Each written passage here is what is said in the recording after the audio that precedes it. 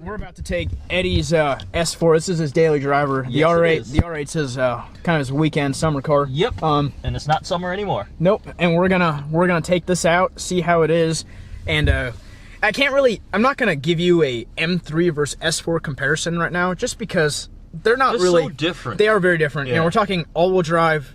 This is supercharged yeah, V6 V6 versus naturally aspirated V8 rear-wheel drive manual transmission. It couldn't be more different. Nope. So I mean, other than the fact that they're German, there's really nothing about it that's similar. So yeah, let's go for a drive and see how the S4 is. But I mean, this probably has way more creature comforts, right? Like, okay, so not necessarily. So that doesn't really have heated steering wheel and none of those things. Like, it has none of those not things. On here. This is heated seats. Okay. That's it. Yeah, that's got heated. It had seats. a backup camera. A nicer backup camera than the one in yours. In there. That is not a good backup camera whatsoever. Are the rear seats more comfortable? Yeah. Well, he also has rear doors. Not that bad. It feels like it's a little further back, but I guess I'm a little bit further forward. I'm not sounds like the complaining. M3 is more comfortable than the S4. Honestly, I don't think kidding. this is necessarily better in the back than the M3. It might be easier to get into. Yeah, it's a lot easier to get into. Yeah, well, with doors, but with the actual space, it might not be better. Yeah. Ready? Yeah. Parking brake off. Huh, Yep. Interesting. Hey, you should be familiar with this. You have an Audi. It's a So Lambo. mine was not. I had a 2005 and a half A4, right? A4. Oh, okay. Very, very. I mean, it had nice features and all, but like nowhere near the upgrades and stuff that this has got. So. Okay. So yeah, this has one of the most important options, I think, for the S4 is the sports diff. Okay. It really does help the handling. Otherwise, you just get terminal understeer. Audis always trend towards understeer. The diff helps that slightly, in my opinion. So, you know, when you were going for a daily, what Yes. kind of, I mean, other than the fact that you might want to stay in the Audi family or get an Audi, but like, why, you know, you could have gotten a lot of stuff. What made you want the S4? I just thought the S4, it was something in this range, this price range when I bought it. So it was like a 335i or this. Okay. Yeah. Didn't really like the C-Class back then. The C-Class wasn't good till like 16. Not until recently, yeah. And I just felt that this was a little, it seems more special than the 335i. I don't know why. I thought it a little, I think the S4 is above the 335i, but then the M3 is above the S4. Oh, M3 is way above. Then the RS4 is kind of like that little oddball. Yeah, but we never got the RS4 here. Supercharged, it was underrated apparently. People have dynoed it and it's supposed to be more than 333 horsepower, but it's pretty good. I like it. So what's the torque? Is the torque 325? That's pretty good. Yeah. It's got more torque than the M3 though. Yeah, high revving NA engine, yeah. My i8 had more torque than a Lamborghini Huracan. So how did you like your i8? I know you had that as a lease, right? Yeah, and you had it on the lease. I got a crazy good deal. Okay. I liked it a lot because it looked amazing. A lot of good technology. It was fun to drive around like normal town driving, like up to about 100. It was pretty quick. Yeah, you know, either way, just do a quick little loop on the freeway. Okay. And the thing is, it was really exotic. It was my first entry into like a luxury exotic car, and I was like, oh, this looks so cool. I still miss it. As a daily driver, I would love that as a daily driver. So compare it to the R8, I mean... Oh, not comparable. I guess, because there goes my camera. The R8 is older, so I've got like none of the tech and luxury, really. The i8 had all the surround view cameras, the 360 view, all the sensors, and all the toys and stuff. The R8 doesn't have any of that. Driving wise, manual V10, it's way faster. I mean, from like 80 to 140, it just pulls way more than the i8 ever would. So yeah, R8's better. Yeah. R8 is better. But I miss having doors that go up. Are you ever gonna get another i8? Or I know maybe. I'd like to. I tell myself I'd like to someday. It's got a good pickup. Yeah, for daily, it's good. It being supercharged, it really, you can, like with the 335i, you know, with the twin turbo. Yeah. You could feel, and definitely in first and second a little bit, it took a second, you know, from the spool and takeoff. Yep. This feels rather linear to me. A lot more immediate. It does not feel bad at all. You can try the paddle shifters too. The DSG in the Audis, I think, is pretty good. Wow, that's pretty responsive. Yeah. Jeez. So I really like the dual clutch. That's why people are like, why didn't you get a manual? Well, I personally didn't want to sit in traffic in the manual because I got tired of that with my Mustang. And just, it's so good. It's such a good transmission. I'm like, no loss there. So no, this is pretty happy with it. Yeah. I didn't realize this is dual clutch. It's dual clutch. I did not realize that. It's Volkswagen. It's DSG. So. Okay. Wow.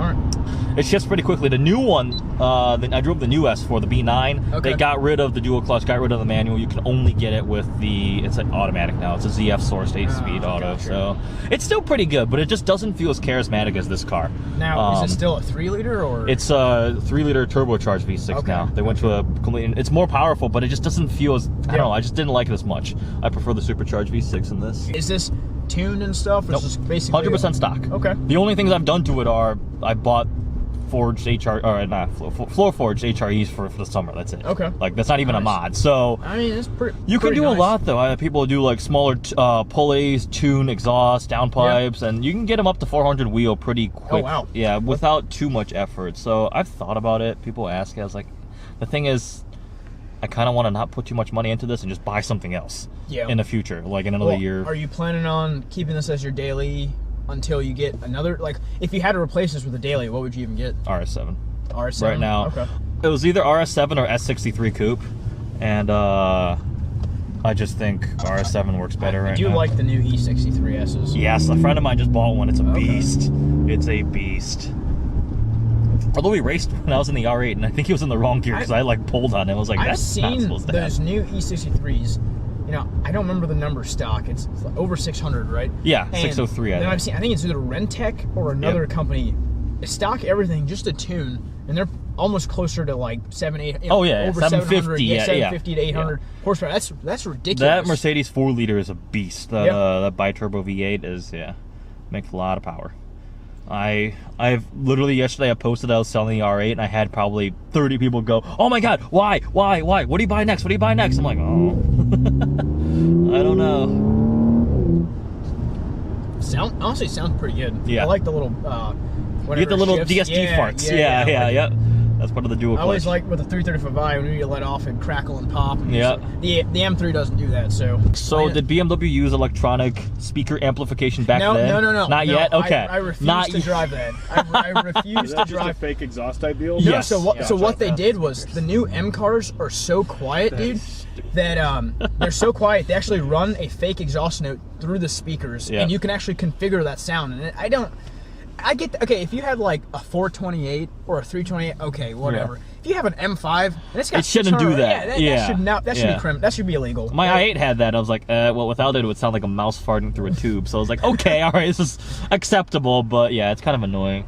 But no, this thing's nice. I mean, seats are good. I feel padding. Yeah, I love the. I really like it. I've taken on the road trips and it's been fine. Yeah. I'd say as a daily, it's definitely more comfortable than the M3 seat-wise. The M3 seat's not bad. After about 2 hours, my lower back starts to get a little bit sore. You're getting old. Yeah, that's gotta be it. It seems like it's only me. He didn't have any issues with it, but I do like the carbon trim here and whatnot. I mean, it's very nice looking overall. I've never seen a red inserted one, so I've seen a couple, I think. I like how it's not all red. You know, some of the BMWs, like when they do the secure orange or whatever the interior color is called. Red. It's everything. It's just like, oh my god. I almost got a space gray M3, and the full interior was fox red. I think it's a little too much. Yeah. It's like retina searingly orangey red. Yes. I like how it just a little bit inserts on the side and such. I do like that. It looks nice. It looks good though. Yep. You know, let's talk about reliability. How's it been since I've done your ownership? Audi Care service every year. That's it through the dealer because it was CPO, so I had extended warranty. So I took it to the dealer. Okay. And knock on wood, it's been fine. What about? Oh yeah, you've had it for like what? I've had it a week. You've had it for a week. I've literally had it a week, so I can't really. We can't comment on that quite. I think if the bearings don't give, and I just am proactive about it and get them checked, I don't think I'll have a lot of issues with it. Yeah, you just take care of it. Do your regular maintenance. I know. It's stupid. Like a dealer charges like almost $300 for an oil change and stuff on that car, so I might just get the tools to do everything myself. It does use 10W60 oil. So that is expensive. Yeah. Yeah. Yeah, $300 for it's 260 plus tax. It's like my 284. truck takes 3 gallons and it's like $60 with a filter. No, I don't know why. That thing. Yeah, I don't know why it takes. You have to pay the M tax. Yeah, M tax is a thing to keep up. You know, every time they do it and they put another M badge on it or something to add more horsepower. The M tax is definitely a thing. I kind of like that. There's a couple S badges in here, but they really didn't overdo it. It's not over the top, no, not at all. Because I mean, S isn't anything like it's not an RS model, so it's not full out like crazy aggression. But I don't know. I think it's a good daily driver. I'm pretty happy. I actually thought about getting a new S5 Sportback to replace this, but I don't know if I'd do it. I don't know if I'll do it yet. But. I think if you were gonna get that, I'd just get an RS7.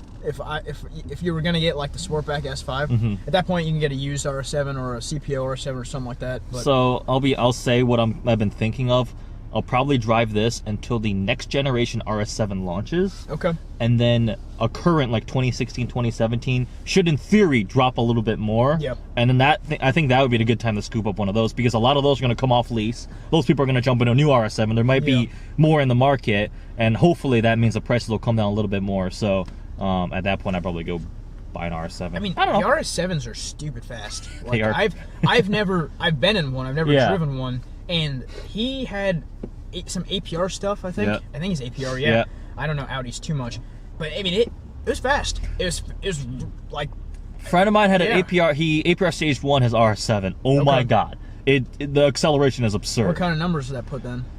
I don't remember. It's well into 600s, I think. Oh, my gosh. Yeah, they are crazy. I mean, it's a 10-second car at that point, I think. Oh, wow. So, yeah, they're really, really fast. And that's like... I don't remember fully, but they don't have a middle seat, right? It's like the true four-seater, right? Four-seater. Okay, that's what I thought. Which I thought was strange. I think it's more maybe trying to keep up with the Panamera. Maybe, yeah. Just to keep ultra luxury, probably, or something like that. But yeah, I like them. I like them a lot.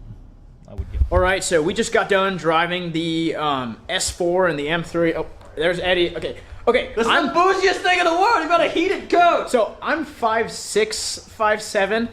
Eddie's 6'3". Look, here's a regular. If it's focused, there's regular height. This looks really bad. So I mean, you fit in cars like the Lambo and the R8. That is true. So. I do fit in just about most cars. I can't drive a Countach. I got in a Countach. I was like, I can't do this. So I mean, I wouldn't say this is a M3 versus S4 review by any means, but we drove both. We kind of compared it. They were really nice. I mean, I've never been in an S4. I used to have an A4, but the S4 definitely. It kind of gives me that M feeling. It's a huge difference just in the drivability, you know? It feels sporty, so. I like the grunt, the brubbles, the downshifting, the DCT. I did not know they were dual clutch. That is impressive. It's fast. It shifts very fast. Because the M DCT is good. Yes. And I thought M was the only one that did that in that price range. I did not realize the S4 was that. Good. Yeah. So, guys, we just got done meeting with EddieX. Check out his Instagram, his YouTube. I'll put all that here. But if you like this, smash that like button, subscribe.